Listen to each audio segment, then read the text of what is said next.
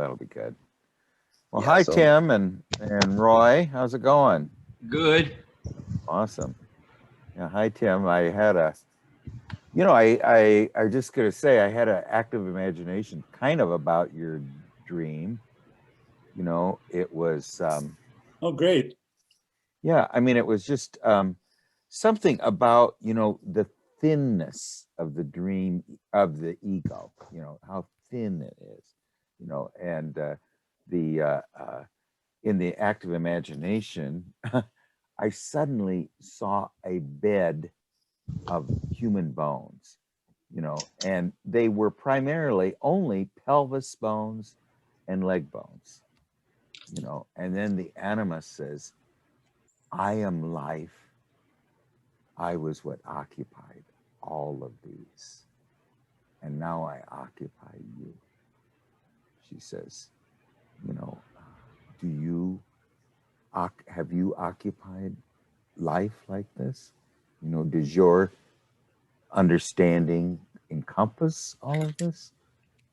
I mean, it was sort of the idea of that the ego, by itself, I think that was sort of the church fair thing, that it was, well, first of all, it's somewhat of a collective thing. Now, what religious experience really is, I think, it, comes to me in, this beautiful song, which, I think just describes what we're doing right now, is sweet hour of prayer, sweet hour of prayer. It's just this blessed through many toils and turns, I've sought relief. I mean, the idea of what is relief, of the ego, the relief of the ego is to get in touch with the stillness, within, and the this informing wisdom that has occupied all of these life forms as far back as you can see, But anyway, it was just sort of a very opening, sort of a, and it's because I was considering your dream, I mean, I really was considering the dream, and just the fact that I think the aspect of, if you are, now you say, or anyone says, what is religious experience? Religious experience is not being in the collective church, being at the church fair. Religious experience is, what Edinger called prayer. It was a request of the self to send us an image with which we can have a dialogue. Now, that was his definition of prayer, and it pretty much is. And, prayer also, is, well, anyway, what do you think, Roy? I mean, this idea of the thinness of the ego, and I mean, I just know that when my ego is in contrast to all of this, it is, it is. And see, here was the other thing. I was so self-confident when I was doing this thing. And I said, get rid of that guy. He thinks he's proud of doing this, and he thinks he's hot stuff from doing it. And how do I get rid of him? And she says, look to the left, So I had to look. I had almost forced myself to look this way to make sure he did not enter my consciousness. This one that was full of his own self, in there. But anyway, that's beautiful. Yeah, I mean, it was, and it really is something. And I could feel it when I went this way. That thing was over off on the side. And see, this was the ego that is really nothing, other than the empty vessel. I mean, now here's what the ego though provides. And it comes up in, Roy, I thought about your dreams too. the elemental aspect of nature is this experience of eros, but what eros lacks is meaning.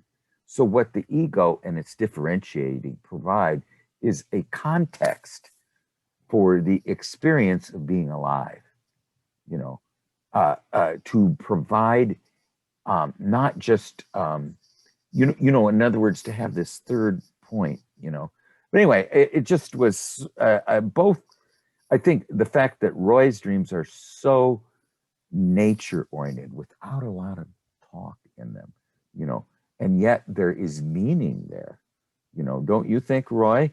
I mean, it Sure. is actually a resolution or revelation, one of the two, Now, in your dream, Tim, what was the revelation? I mean, to me, the revelation was the woman who, offered you the invitation to this wordless nature world that sometimes Roy experiences. And, it's really interesting in this, in the Kingdom Without Space, Melchior, this is one of the coolest parts of the whole bit, is suddenly going to be judged, okay? And he, everyone he's ever known, all his acquaintances are there on both sides of the courtroom, whispering to each other, and the judge says that they're all going to testify. And his wife says, I spent a year embroidering slippers for you, and you didn't even try them on, and one of his great aunts says, you, now, can you imagine this happening in heaven, at the, after St. Peter led you in the pearly gates? I mean, it's just this, so how this would go. This kind of tells you how it would go. And then this great aunt says, I wrote a lot of poetry, and when I read it to you, you just laughed and walked out of the room, And so what was his, and then he was condemned to death, okay? And then he's going to be beheaded, okay? And at the last minute, he does the executioner's distracted. He grabs his axe from him, cuts his head off, and then leaves. And then Von Franz says, is that a positive thing? And somebody said, well, he killed the executioner. And another person said, no, he needed to go through it. He needed to go through the separation of intellect, because his crime was the one of not valuing the wordless relationship of one to one, love. I mean, I don't know. I mean, it just a lot of these things. I just say, Tim, your dreams always make me think. So do Roy's, really. But Roy, do you have any just comments maybe about anything about this? I mean, I'm just trying to give you my, I mean, that deal this morning of seeing all these pelvises. See, there was no upper body. There was no rib cage. There was no skull. It was just the pelvis and the leg bones. Just the lower body, like in your statue, Tim, and the fact that everything above there is right now is inflation for me, But what do you think, Roy? I mean, about it? And then maybe we can get a Charles dream after this. Well, yeah. Where is the butt? Mm-hmm. I mean, that's the pelvis. That was the butt. Yeah. Yeah. See, that was what I was thinking. That's what I was thinking is what is she? Her invitation goes to. Now, here's the other thing I was thinking about after my seeing all these pelvis bones. What is the butt? It is really it is the gravity of a body. It's the heavy gravity of the body. It's the that anchors it to the earth, and then the feet that connect with the earth. This is its pivot point, you know, and everything above that is of a different nature, you know. But anyway, what do you, Tim? Did you do any further work on the dream or not?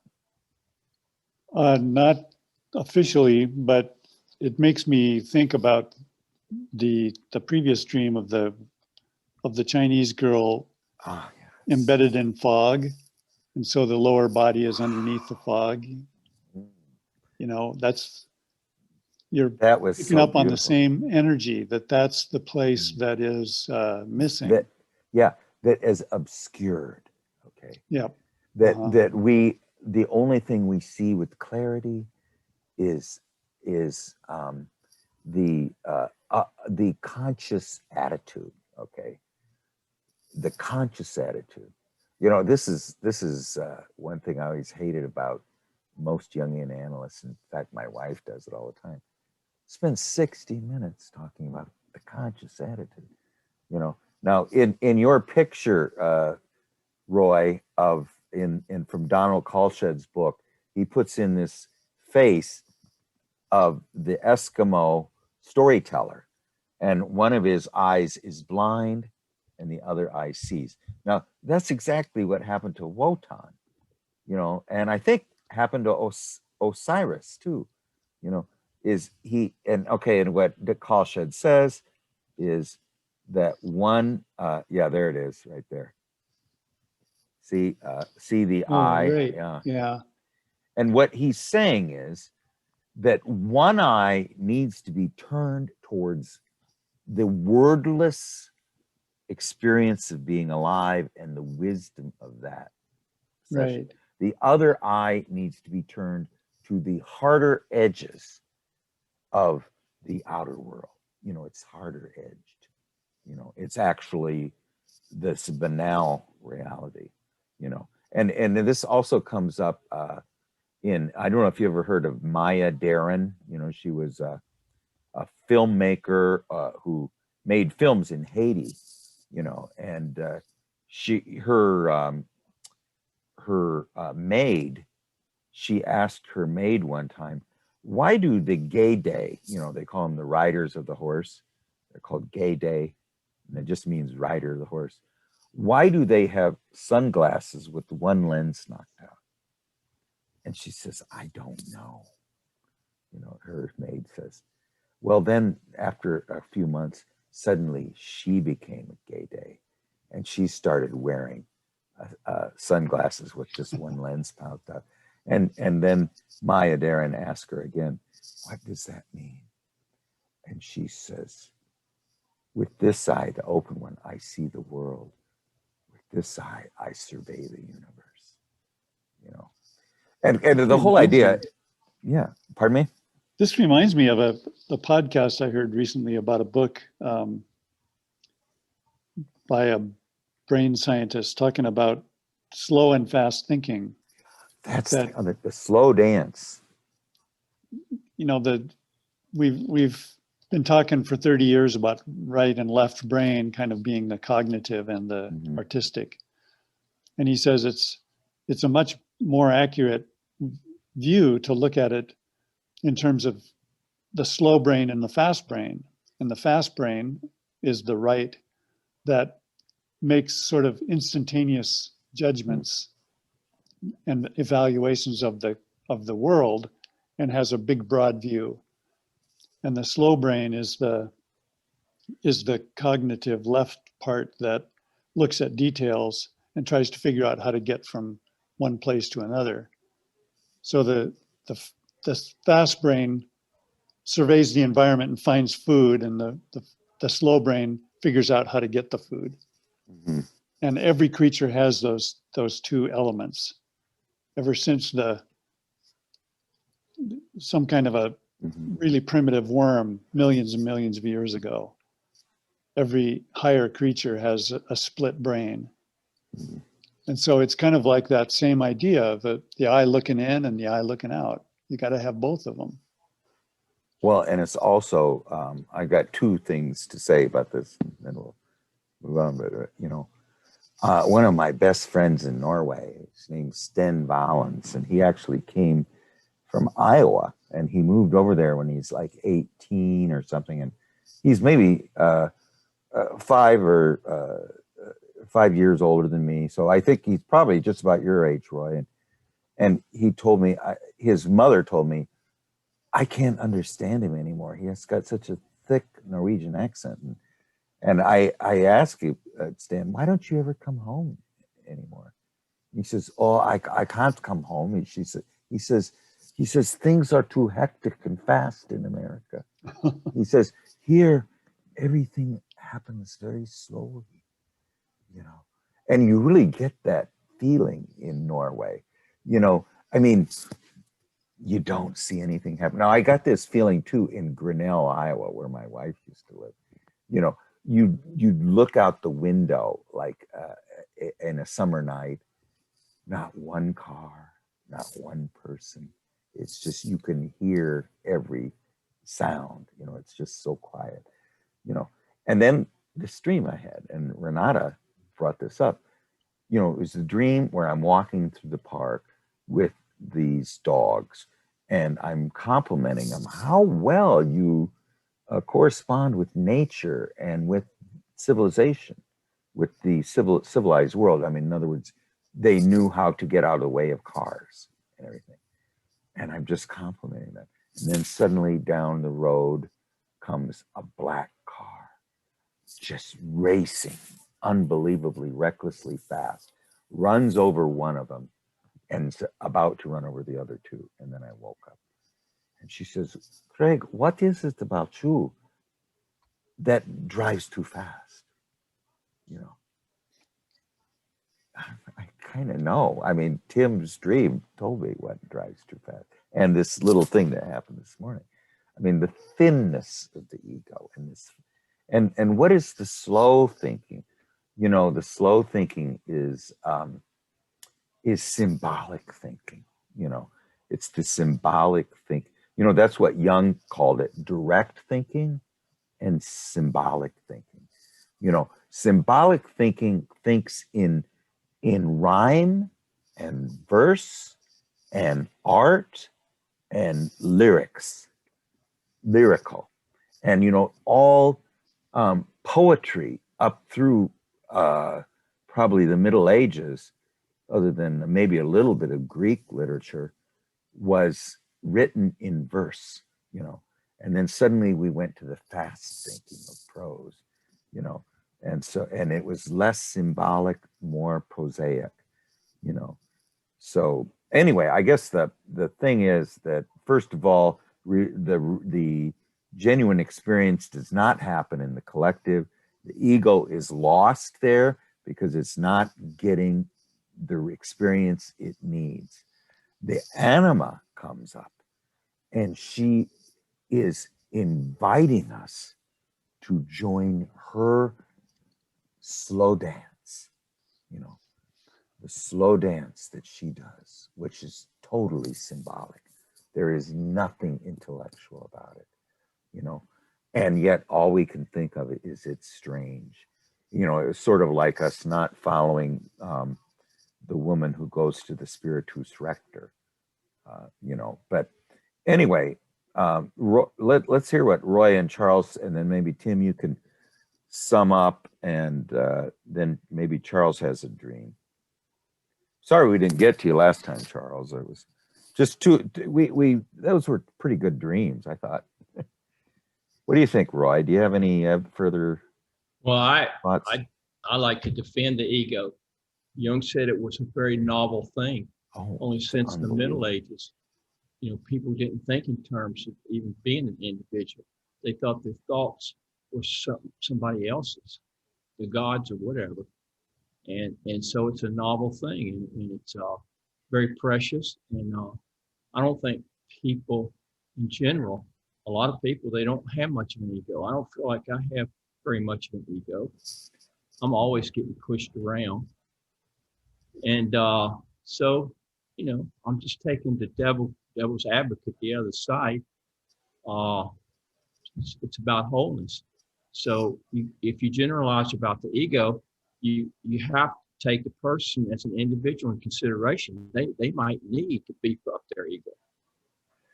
How do you build the most intense relationship between eros and logos to create the most intense experience and the greatest meaning?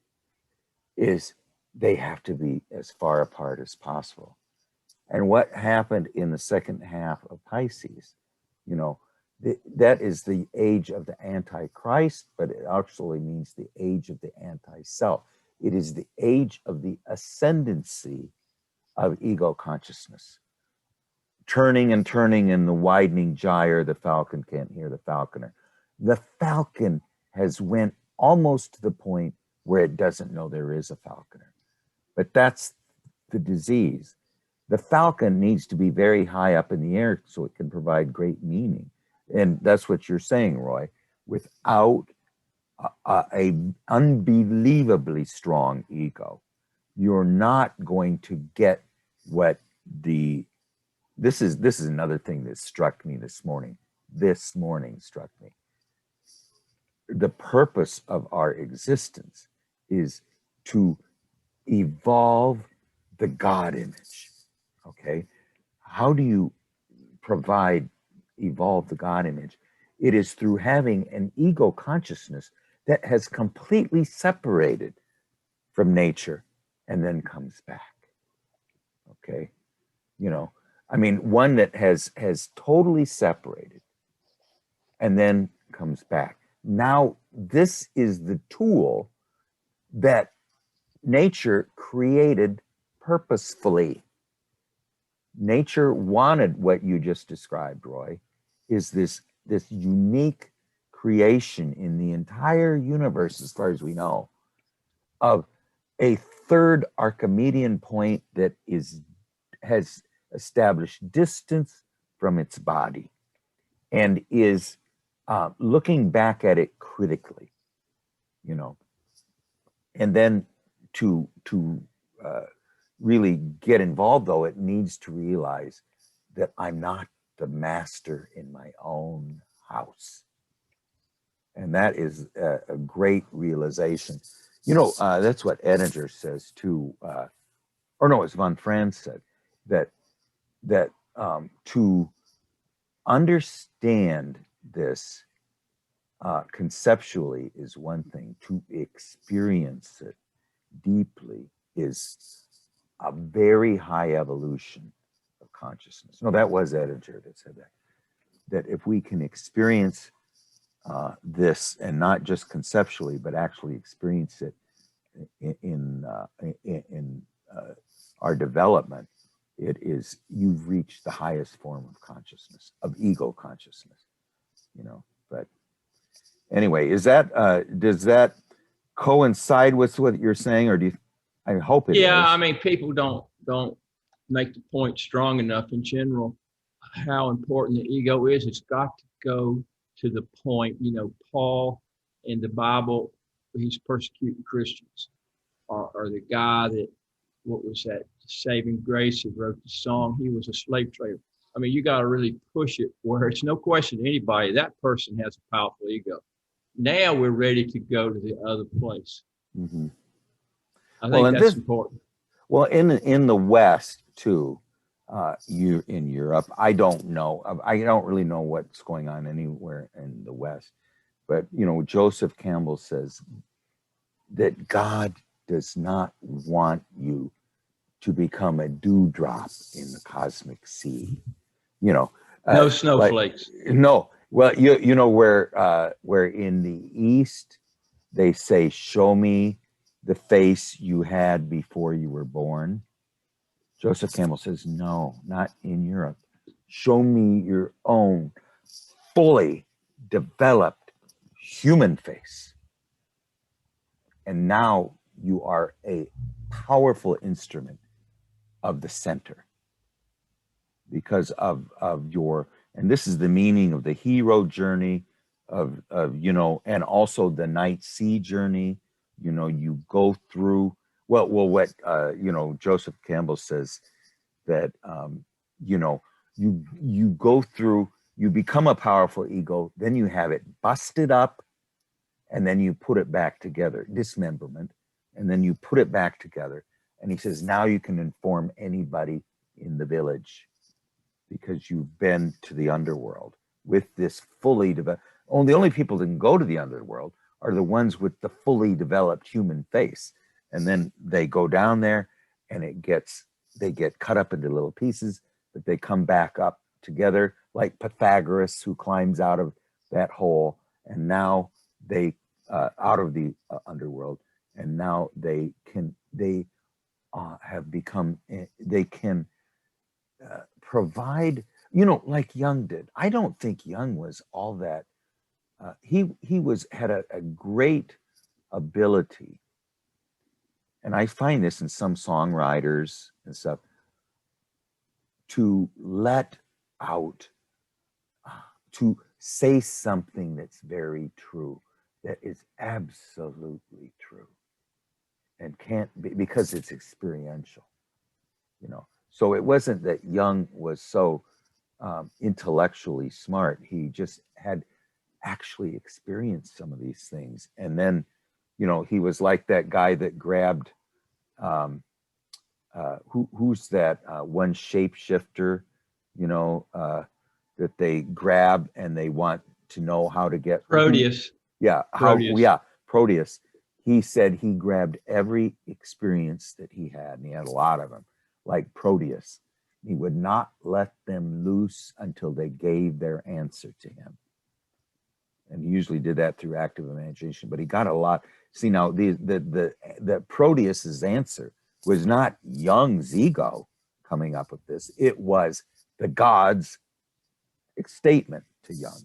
And this is what provided him his great truth, I think, But then that also kinds of shows us that the church fair, the collective aspect of the church fair, and you said something else, Tim, that it was just, and I'm sorry, but this dream kind of, I always think about these things, but you said that you're taking on too much, perhaps. And what I was thinking is that what that anima who grabs your butt says, Tim, what you need to do is you need to relate to the feminine one-on-one and forget everything else and be in this moment, and you need to be like me, you need to get this other guy out of the picture for a second, just 1 second, so that I can now have a true discussion with the inner world that now is going to be my anchor point in the outer world. Yeah, it makes good sense. Yeah. Well, anyway, Charles, did you have any comments on it? Not exactly. Yeah, this is a little. Don't get me started ever. Yeah, I mean, I go a little overboard, But I mean, the thing, it was an experience for me this morning to see all those pelvic bones, and the anima telling me I was in every one of those for, countless eons, and now I'm in you. Who's the master in this house? You or me? I mean, and as far as being the empty vessel, that is the one who experiences it, brings it up, and then does what we do here, who writes down each aspect of it and then tries to throw words around it.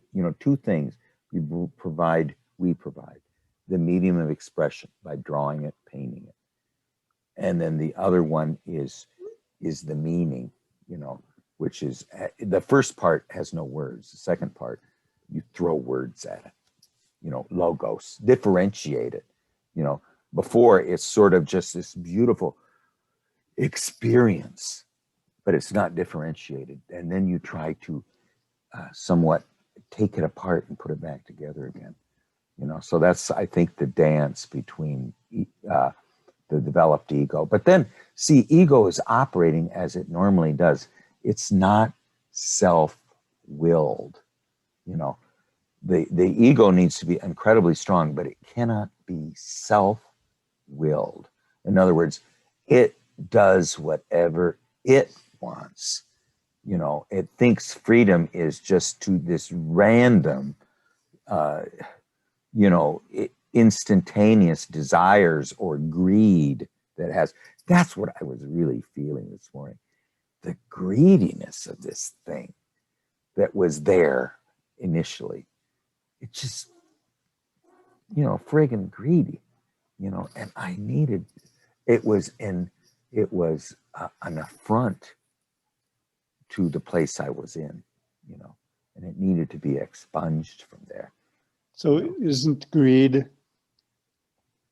a product of the ego? I think, yeah, it's just desire. And, you know, every time it gets something, it thinks that's what it really does, Tim, is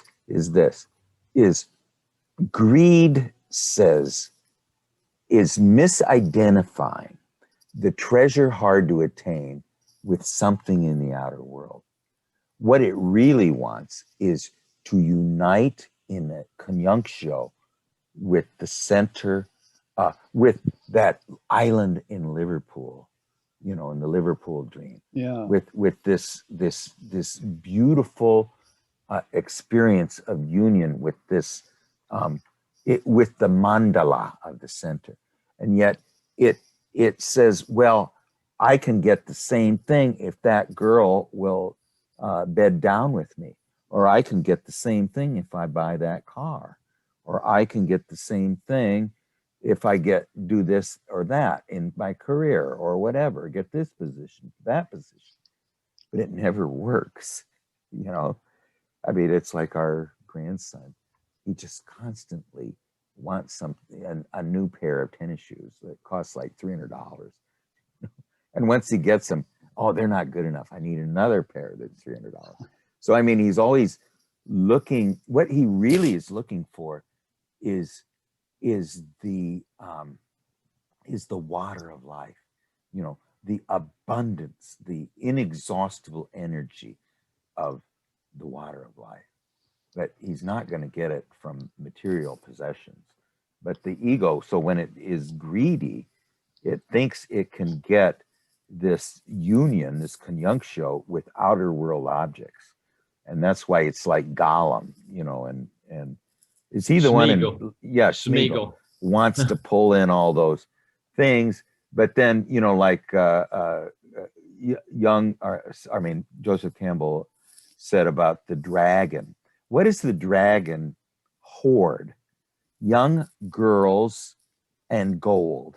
And it can't do anything with either one. It's just, so the greed is represented by this dragon in us that is just unconscious. It's unconsciousness.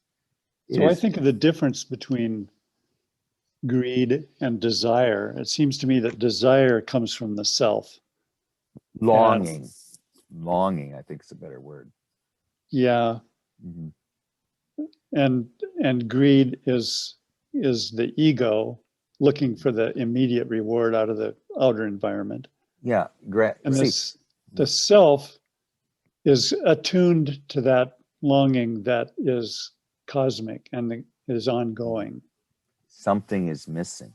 And longing. Won't be fooled by an immediate gratification. By imitations, you know. I mean, the real thing of longing is to find that which is vacant in our hearts. That's what longing is. You know, what is this emptiness in our hearts? And the emptiness in our hearts is because of the self-willed part of ego. You know, it is very busy acquiring things and everything like that. But when it comes back, its heart is empty, because all of that is just, it is absolutely, it is really nothing, you know. It's just absolutely nothing. You know, it seems like, okay, what's valuable? Is it valuable, these things in the outer world that are measured in purchasing power of currencies? Or is it relatedness? The woman who spends a year embroidering a pair of slippers for you. Well, you didn't need them to be that fancy, but she spent a year of libido putting her love into something as her token of her love for you. Yet, is that, you're not valuing the slippers, you're valuing her, the fact that she felt that this was absolutely necessary for her to do, and there's other examples, but anyway, I mean, I think the main thing is, like you say, the Chinese dream with the misty lower half. And in this case, the ego is completely lost. And again, it's like you went in the house where nobody sees you, but you're afraid they're going to see you. And then you're sort of having the same experience here, in the fair, that people don't seem to acknowledge your presence. They start talking about things of interest to them, but not you, and then the only one that does it, that just seems like she comes out of the fog, is the friend of the friend, and then she comes to you like me voila, and she is giving you the invitation of all invitations, and yet again, there is the dream ego, at least. Now, this isn't saying anything about you, but it's what the dream maker thinks about your dream ego, or about your ego, is that you, or that part of you that is oblivious to the most valuable wordless aspect of human contact, and relatedness. I don't know. I mean, you could find a million other things that means. I don't know if that's really a very, very true. I don't say it's true, but anyway. Well, Charles, did you have a dream you wanted to discuss, or if you want, I can. Yeah, I mean, yeah, okay. Well, I have a newer one, but we could go over. I mean, Tim and Roy didn't hear the one with the grass fish. All right, sure. Okay. Unless either you or Tim, if you have another dream, or Roy has another dream, we could probably get a couple done. But why don't you go ahead and present can you put it in the chat, or do you want to just tell it? I don't think you can put it in the chat. Not being on my computer, it's sure. little, I mean, I have That's to no problem. type it out on my phone. I actually remember it pretty well too. Let me take a look here. I thought I knew where it was, but yeah, this was a really good dream. It was about the grass fish. Oh, did you? Yeah, the grass fish. Okay, do you remember where to find it? Yeah, I just found it. Okay. So this was back in September of last year. And so I am fishing at a pond, and my father is nearby. I caught a fish, but I put the pole down on the ground in order to get help from him. The fish swam away and took the pole into the water. I took some sort of hang glider and began to fly over the pond, and I would go up and down, each time getting closer and closer to the water. I then dove down into the water and grabbed the pole and got the fish. The hook was in the fish's scales, not in its mouth, and it had caught the fish on its belly, and its scales turned out to be like blades of grass. And we then took the fish, my father and I, to some sort of communal kitchen to be cooked. It was small, but there's a good amount of people there. And I described it just in this as the fish was very fat and wide, with very strong fins. And I never once saw the fish's face. The fish was trying to get away with its fins, you know. Right. Yeah. With its strong fins, like as I was holding it, it wasn't squirming and flopping around like a fish normally would. It was like using its fins like little hands and trying to like pry my fingers off of it. So yeah, that's the dream. Okay. All right. Well, we're fishing at a pond. So a pond is a small body of water. Now the father is nearby. Now, so I think it's just that we are fishing in a smaller portion of the unconscious. We're seeking the contents of the unconscious in a pond. And while we're doing it, and this is a very unusual Charles dream, by the way, you'll find when we get through this, that the father presence is nearby. We don't hear much about the father, but at least he's nearby. Okay, now we catch a fish, yet we need father help to bring the contents of the unconscious to the surface.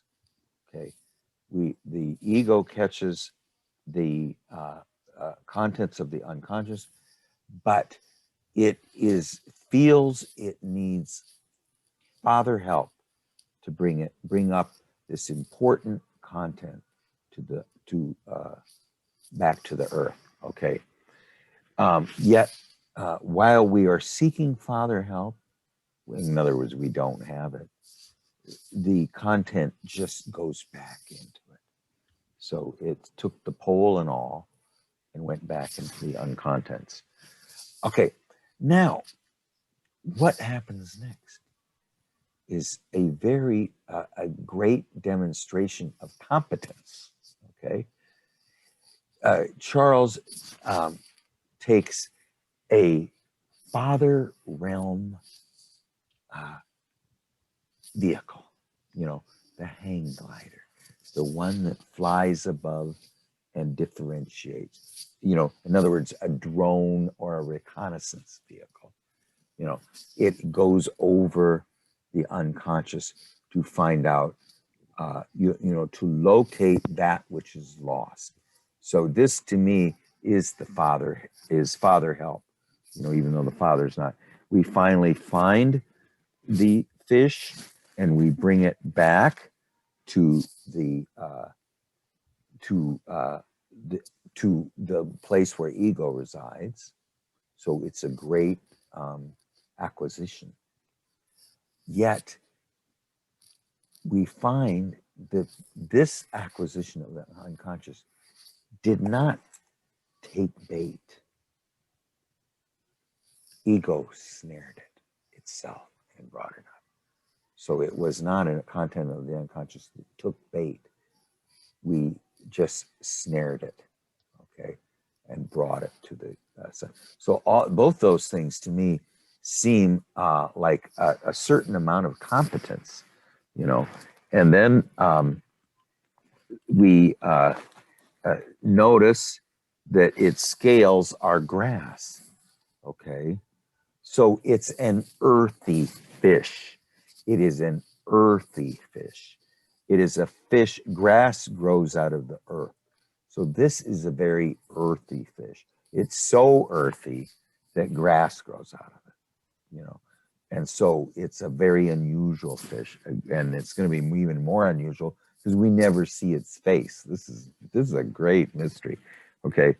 So then we take it to the place of alchemical assimilation.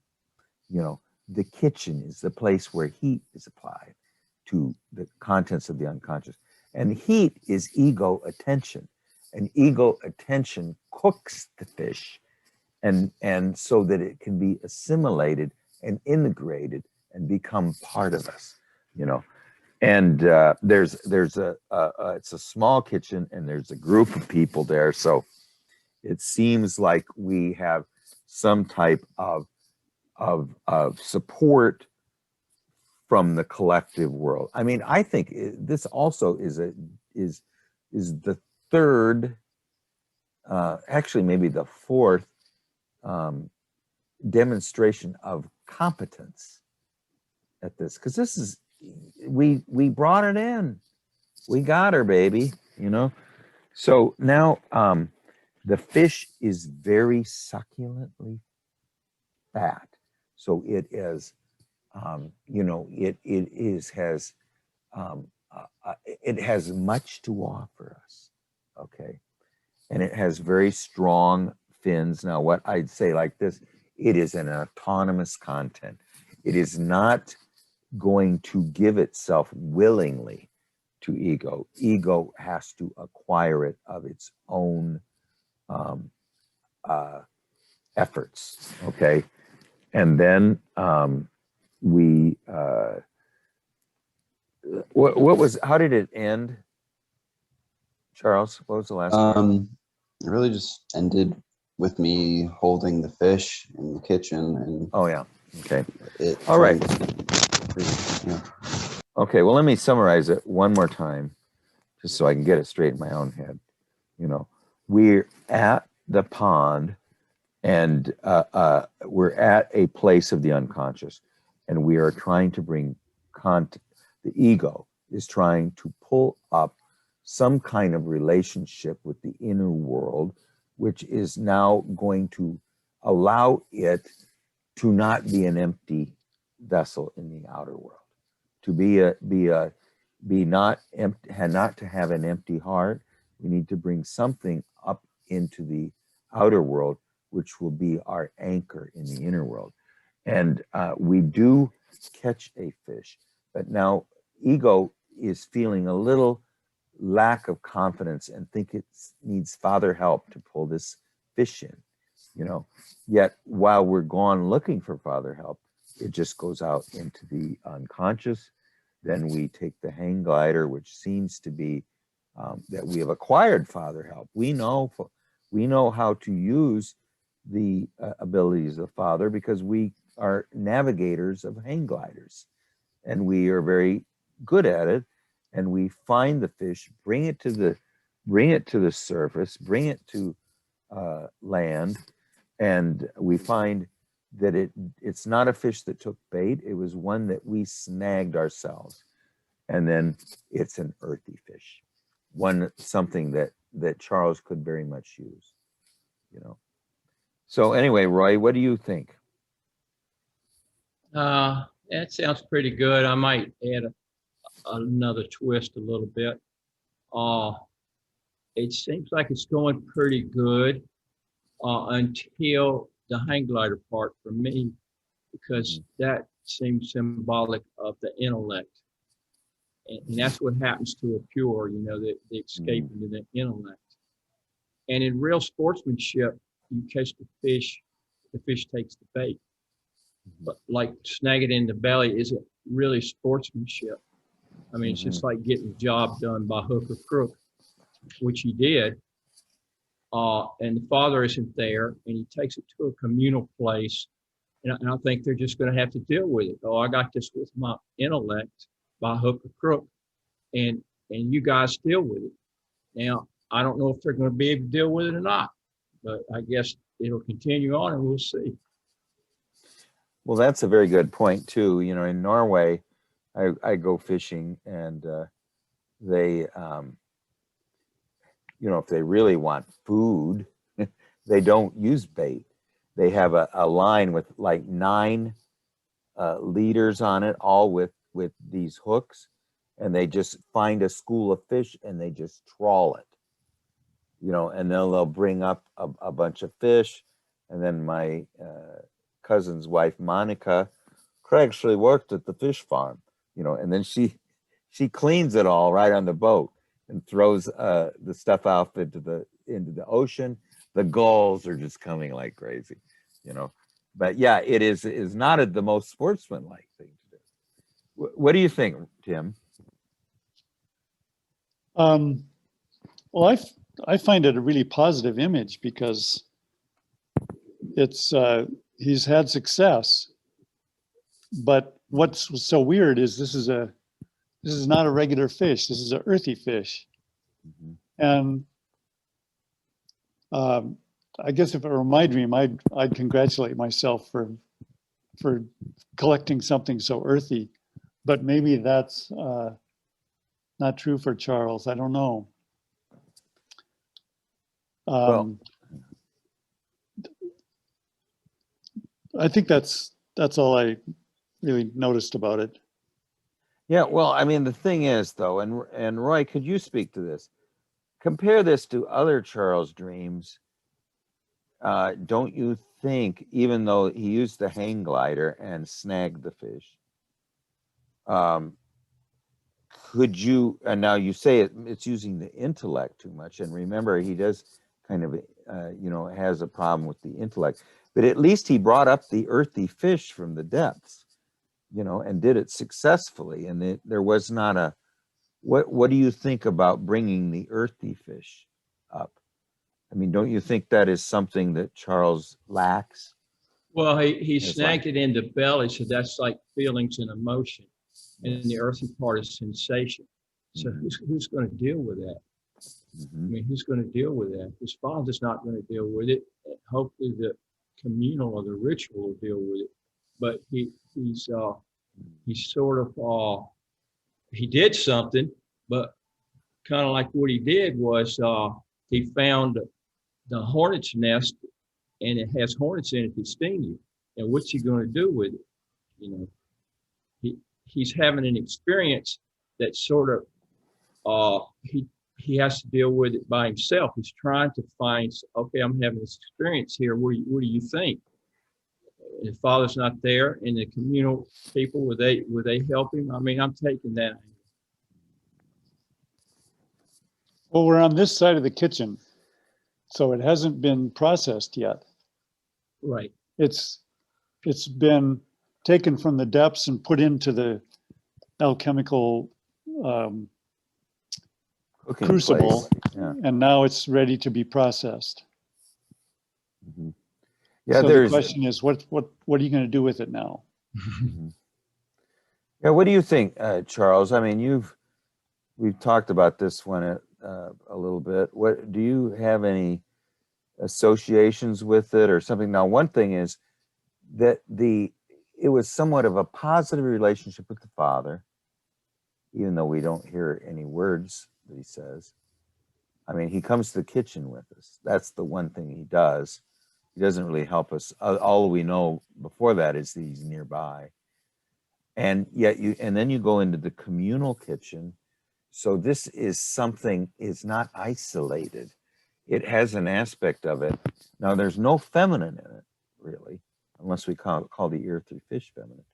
But at least you're interacting with a communal place that, to some extent, some of the dreams, not all of them, but some of them have a certain amount of loneliness in them. I'm thinking of the one where the moon is ascending over and the sun is going down. This one doesn't have that aspect. Can you what do you think, Charles, after you've considered this one a little bit? I don't really know. I think that, the idea of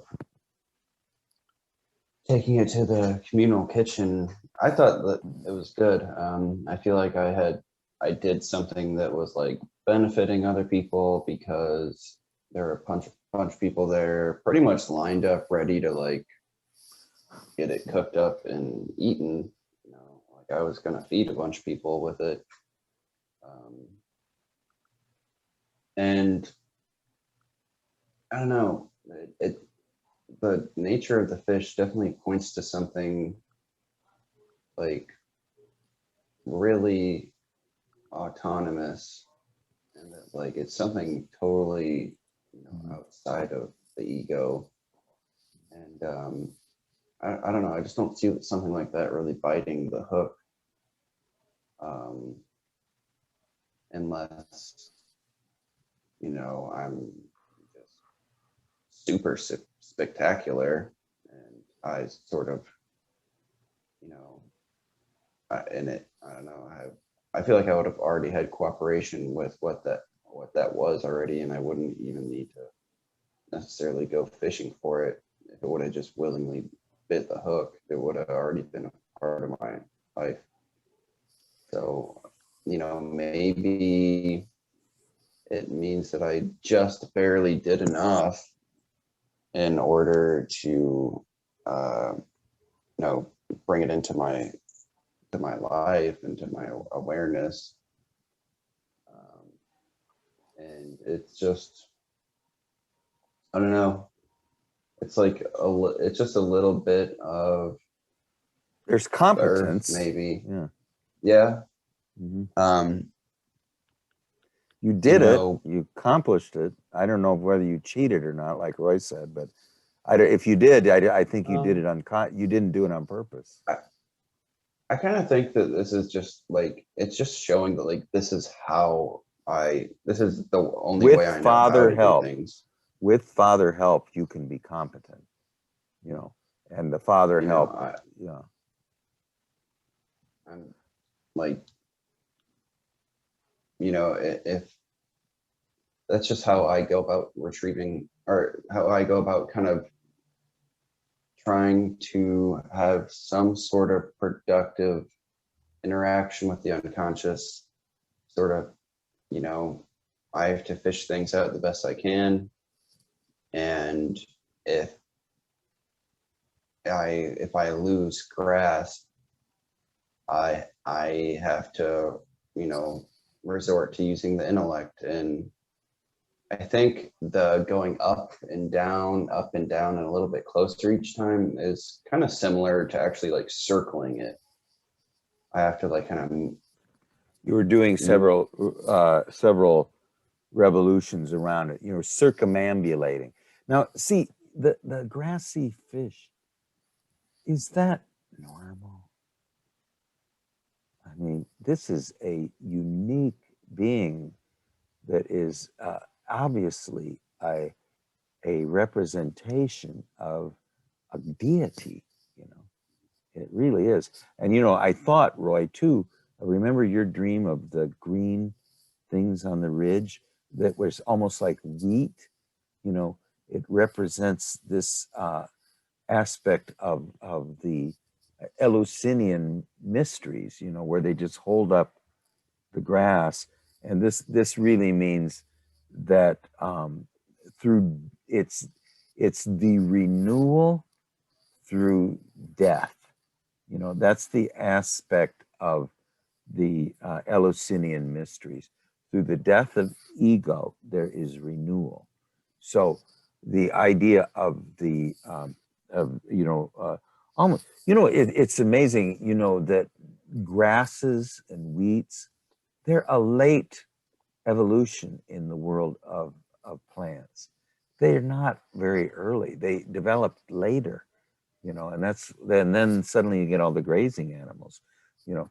But wheat is a kind of a grass, you know, and you know, if you see grass go to seed, it has a very similar appearance, even though it's a smaller plant, to wheat, you know. But you know, the seeds are so small they can't be used, except who loves them? Dick cissels and goldfinches and so the birds love these grasses. But it just reminded me of the death, the renewal. So the earthy fish represents renewal.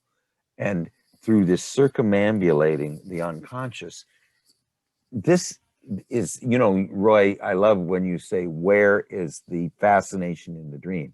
It is the grassy fish, you know. I mean, what is a grassy fish? You know, it's crazy, you know. And I love the idea of this, it's sensation and feeling. What is Charles? he's either a thinking intuitive or an intuitive thinker. What do you know which one you are, Charles? No, I don't think I could say for sure. Yeah, I would say, to me, I would say that you're an intuitive thinker. Oh, okay, maybe not. You could be, see, so usually you can identify yourself by what your inferior function is. So is your inferior function feeling? I would say yes, because you could be aware and be isolated, but you can also be isolated because of the lack of development of the feeling function. And, you know, anyway, the fact that the earthy fish is caught in the tummy, the feeling function, as Roy said, and then also is the earthy fish of sensation. And it is a deity, it's a god. So you really have brought your deity that works through the inferior function. Of course, the inferior function is the door to the inner world, and this one represents functionally the inferior functions. But anyway, does anybody have any more comments about it? And then maybe either Tim or Roy or Charles can throw in another dream in. It reminds me of a short animated film that I saw recently. I don't remember what it was called, but it's this story about a guy on the African coast who is a photographer, and he is trying to find his next thing.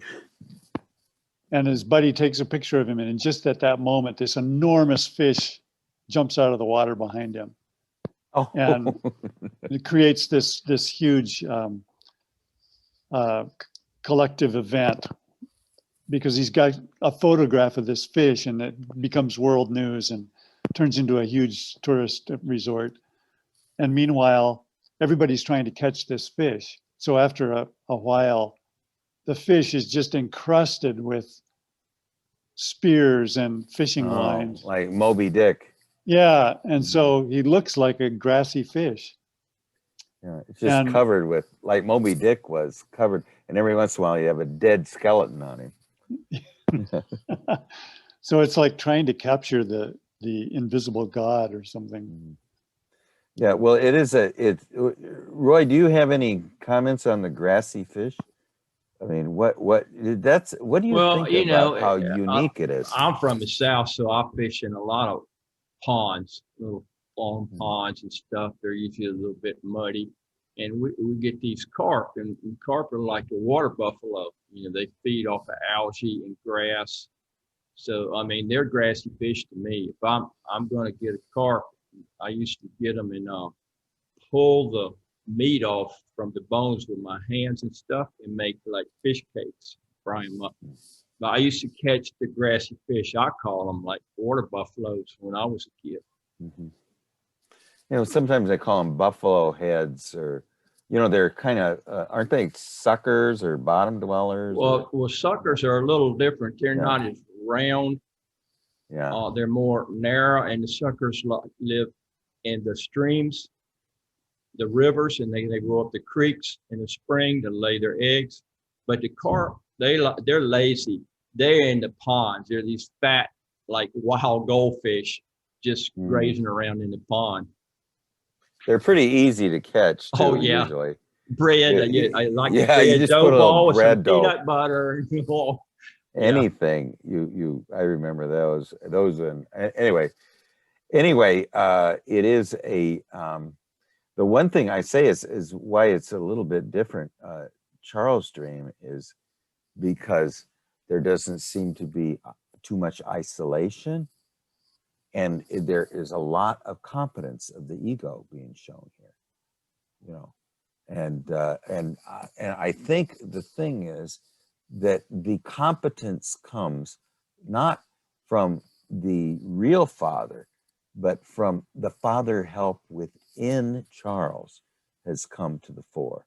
So the father help within Charles has brought the treasure to land, and it's ready to assimilate.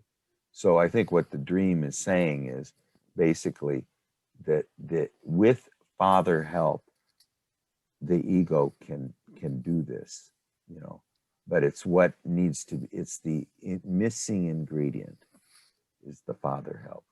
And I think, Charles, right now, you're, you know, sometimes I have heard, and I don't know how you guys, if whether your parents are still alive, but you know, sometimes when both parents have passed, then suddenly we are assume the role.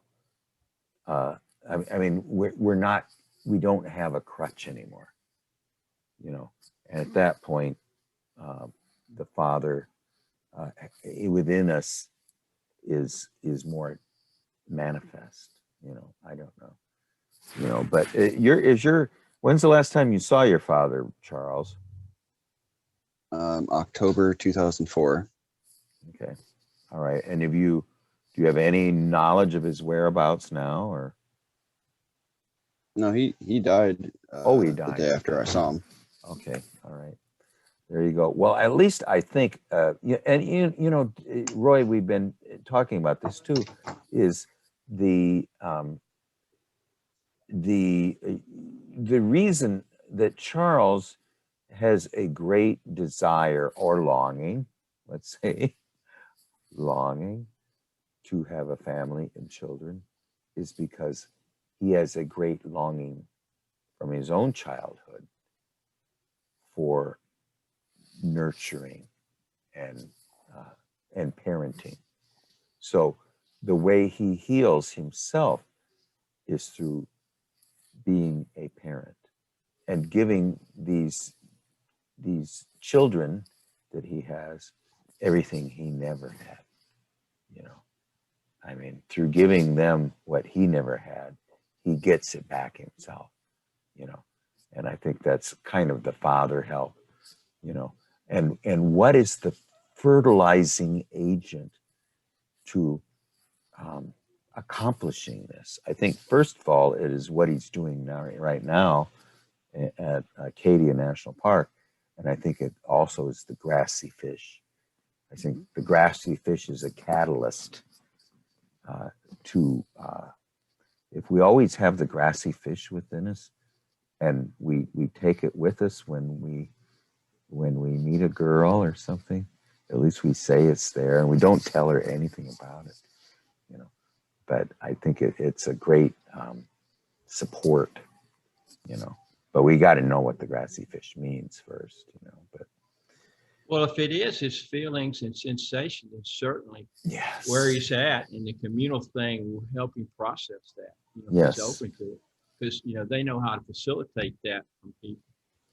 Well, and I did sort of tweak Charles a little bit, because they had a cookout, and he goes to the cookout and just grabs food but doesn't say hi to anybody and leaves.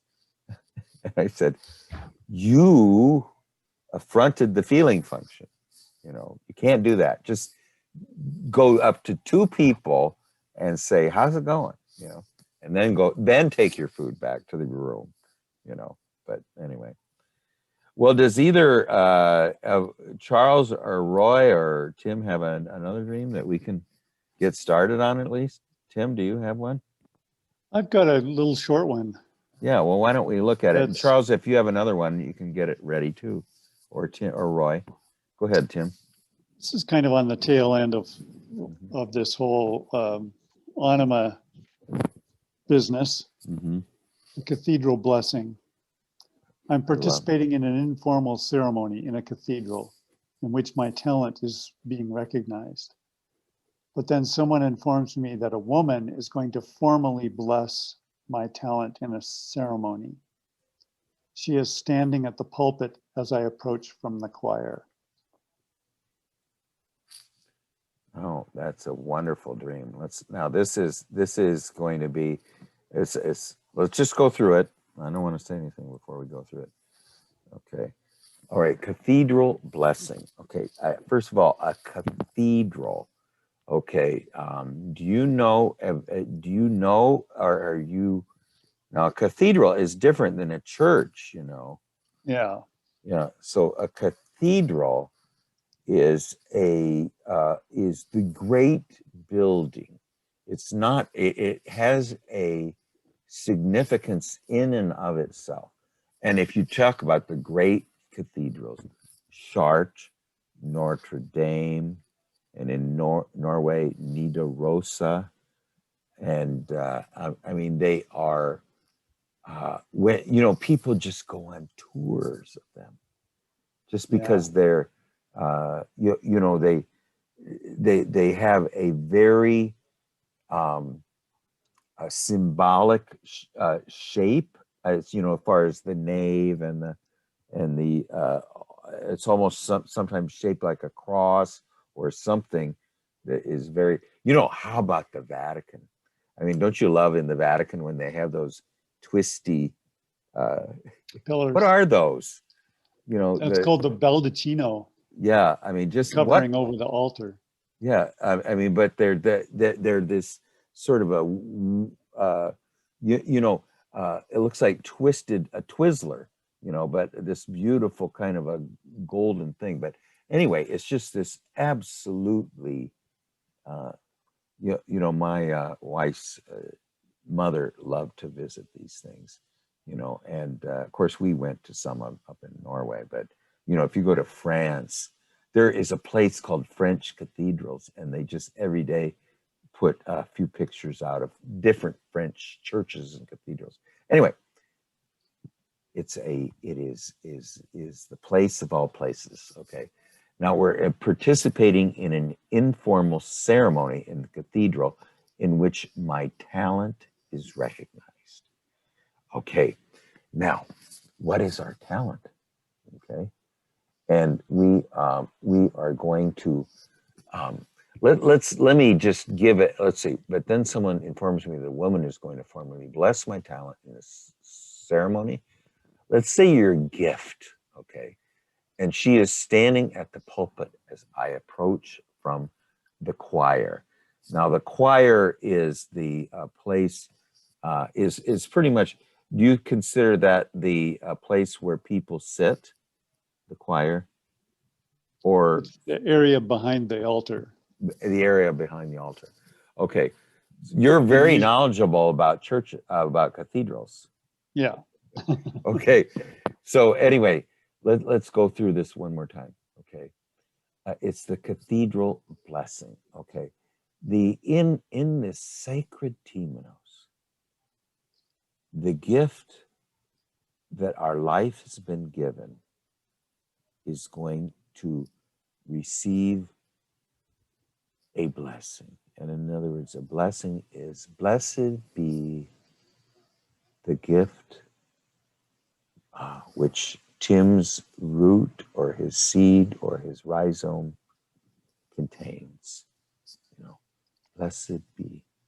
Okay, and there's going to be a ceremony in which this happens. Okay, so in other words, the self is bringing you into its realm, and it says, Tim, we have given you a wonderful gift. Do you realize that it is not just a gift to make money, but this is a gift that is sacred, that is to be used for sacred purposes, okay? Purposes that have to do with the know where and the know when place that's the center of all our lives. Okay, it is a medium of expression of that place. Okay, not of ego, but of that center, because it is sacred. Anything to do with the ego is not sacred. Okay, I mean, there's not. It's not evil, but it's certainly not related to the divine. But then we are informed that the feminine, the anima, or the mother goddess, it isn't going to be just anybody that says, blessed be this gift, my son. It is going to be the mother goddess, the Madonna, or the Anima. You know, some semi-divine woman is going to be the one who recognizes it, you know, who highlights it and says, Tim, you are not you are not a free being, because you are the tender and the guardian of this talent and this gift. This gift did not come from you, the tender. It came from me, the center. And I have entrusted you with being its attendant, and also its vehicle of manifestation in the outer world. I want you to know that this is sacred, and it is not to be it is not to be used for profane purposes. Okay, and that's what we first recognize. But then we find even the more profound statement that this is going to be done by, now, anything to do with the feminine, divine, is life itself is going to bless it. The feminine represents life itself. Anima is life. Anima is nature. The goddess is that aspect of nature. Now, do you know when the stream was, Tim? Just last night. Oh my God. Whew. I mean, just coming after this other dream is just stunning to me. Yeah. And then she is standing at the place where the Eleusinian goddess stands. As you come close to her, you're almost a initiate of the Eleusinian mysteries. You know, I mean, you're almost. What is that? What is okay? Eleusinian? All right. Well, the Eleusinian mysteries is they found what it was there was a crack in a stone, and there were fumes that came up from that crack that were hallucinogenic. Okay, this is the theory, because we don't ever know what the Eleusinian mysteries are. But then there was a divine goddess. I mean, a divine, and she was usually selected, almost like the Dalai Lama, and she would be the one who. Well, it's also connected with the Delphic oracle, you know, to some extent. The oracle would sit at this place of the where these fumes came up, and then she was sort of this divine woman, you know. Yet she was a living presence. Let me see if I can find a picture of this. It's just all I'm saying is that this it just reminds me of that woman, you know, at that place. But anyway, she's oh, here she is right here. Woo! Let's just see if I can get this one. There's lots of paintings of her. I'm sure you've seen them. But here this is one here. Let me see. There we go. All right, just a second here. There we go. Okay. All right, there. Now this is her here. Right here. See, now she's sitting right above where the fumes come up, and they really put people in this trance state. Now that's her there. There's other pictures of her like this. See here, I'm sure you've seen that picture on the right, haven't you, Tim? Yeah. And then she's here. So anyway, it's just this very, it is a woman of great omens, you know. Some person, she is not a woman of the ordinary world. And she's the one that's going to bless our gift, you know. And so anyway, let's just, let me just shut up and let somebody else talk here. Let me see if I got it here. Yeah. Okay. And then she's standing at the pulpit as we approach from the choir. Now, what is the purpose of this? Really, I think it is to tell us that our talent, our gift is sacred. We aren't. So we need to be in service to the sacred gift, you know, and in fact, to make it even more sacred, there's going to be this manifest effort that is going to be recognized as blessed, you know. Are we blessed? You know, I mean, the ego is to be the servant of this. Now remember when we say my, okay, my or mine, do we really own it? Where did we come from?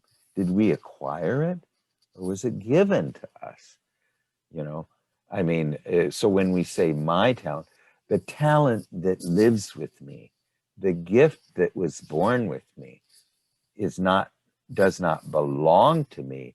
It shares my life, you know. So you know, it's not like my pencil or my this or that. I mean, it's something that shares our life. Well, okay, anyway, I'm enough. What do you think, Roy? Well, I'm sort of the wild man, so I'm going to have a really different take. Okay, sure, great, well, good. Since he had this dream last night, I'm looking at it as a propitiation dream. I mean, this woman had her hand on his butt, so you know, his unconscious, personal unconscious or whatever, is gonna go strongly back on the other side, where he's in the cathedral, he's protected, and where this woman's gonna do this, it's kind of hearsay because somebody told him. It wasn't directly, and she hasn't spoken yet. So he's in this place of safety. He thinks that he'll be defended. Well, me being nature boy out there, you know, I don't trust that sort of thing. That's just me. That's just the way I am. What would you say are the most surprising elements of the dream? Me? Of this dream? For me, saying the most surprising element is that it's such a contrast to the other dream where the woman had her hand on his butt. The contrast. There you go. Yeah, it's a different aspect of her. You know, in the first dream, she was giving us an invitation to feeling and relatedness. Now, what is she doing in this dream? She's not giving us an invitation to feeling and relatedness. We are in the sacred temenos, and we are have been invited here by you know, who would invite us here? Now, the first woman invites us to a slow dance and to relatedness. Now, someone invited us here.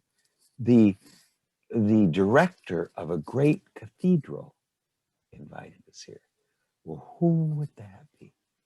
The great director of this. It's the spiritus rector that the anima went and visited. It is, you know, I think it's the spiritus rector showing up again, you know, and that's the master of this place. And here again is that woman who went to find the spiritus rector, and now she is having this different relationship with us, where the gift that we've given, and we've been given a wonderful gift. Tim, how much do you think is innate and how much is acquired of your artistic ability? Do you think you were born with it, or do you think you're just a technician of it? Or what, how would you I balance think it? I was born with the interest and the fascination. Right. And Why else would you be so committed? Yeah, and the skill and all that stuff was acquired. Mm-hmm. The skill is acquired. You know, like for instance, you know, I think Picasso or somebody said that you learn all the rules and then you forget all the rules. Yeah. You know, and so I so started making sculpture when I was 10 years old, and I didn't. Yeah, really didn't you produce- say something? You had a metal a metal workshop when you were a very young man or Yeah, something. right. You know, and so you were, you know, welding things, and I mean, see, you were born that way. I mean, so there was an aspect of you that maybe ego was unaware of that already just started, like you know, I always go to the dog park, and here's this like 6-week-old setter, and it, or a pointer, and it, you know, points. You know, I mean, there's an aspect within you that has an affinity for this, and then so the ego is just kind of brought along. But how would you, Charles? Well, let's hear what Charles has to say about it, and maybe plus the fact that Roy's contrasting these two dreams, which was wonderful. What do you think, Charles?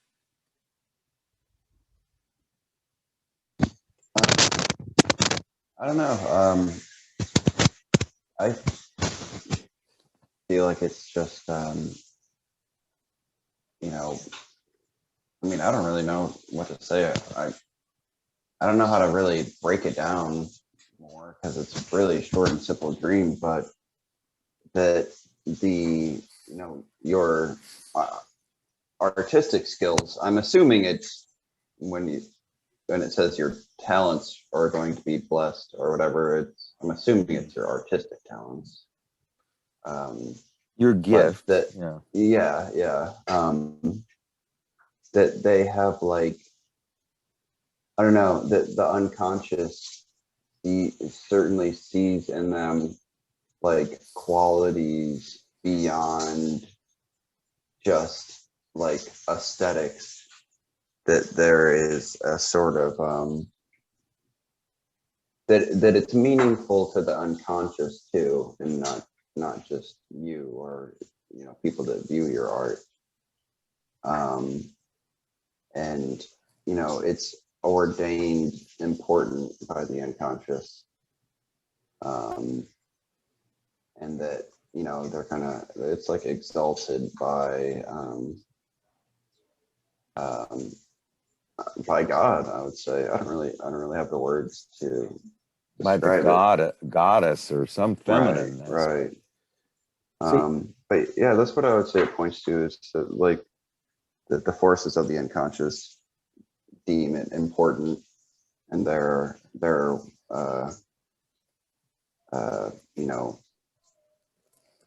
you know, I don't really have the words for it, but that, you know, like I said, that it has value beyond pure just aesthetics, but that it has, you know, meaning. And yeah, It's not a specific work of art that's being honored. It's just okay. Let's say Mozart comes there, and they don't. They want to bless his gift, but they're not going to bring up any of his songs. They just say, "Your gifts have served the center. Okay, we want to bless them." But they don't mention any of his compositions. So this is so important, Tim. And Tim, what could you say anything about it? Following up the future, or the recent dreams, and not just the last one, but, you know, several of them, and then the fact that is talking about some gift that you have that has, they're not blessing you, they are blessing the gift that has served the center. Well, one thing that occurs to me is, unlike the other one where the church fair was happening outside what feels to me like my own church, it's sort of the regular outer world. The cathedral to me is something that is ancient and beyond my experience. I mean, It's not every time even I go into Christian. yeah, it's more like this really pagan kind of a Cultural, a civilization, something, yeah. yeah, something that's much bigger than Yeah. my life. Mhm. But I also think that the kind of general theme, oh, this, we're going to bless your talent, is so close to my conscious attitude that I'm kind of interested in Roy's interpretation, because he's looking at something that is going to be surprising. Mhm. And so it seems like the unconscious attitude is going to be something like that, going to Mhm. throw me for a loop.